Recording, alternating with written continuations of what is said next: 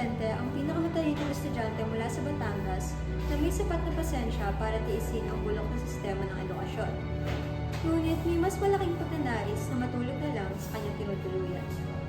Matapos ang sunod-sunod na gabing pag-aaral at pag-iyak sa tindi ng hirap ng kursong abogasya at siyensya, nagdesisyon si Placido na magkaroon ng isang mahabang bakasyon. 20 araw. 20 araw na walang praile, walang sermon, at walang makakalitong filosofiya ng Kastila. Ngunit sa bawat bakasyon ay may katapusan.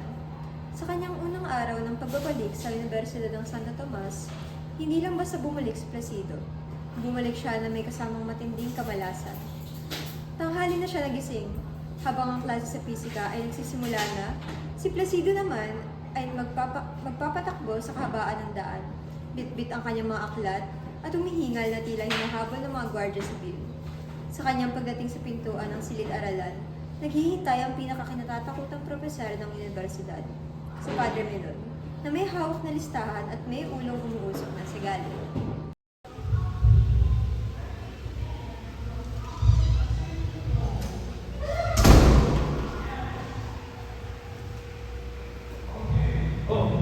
Penitente, tayo!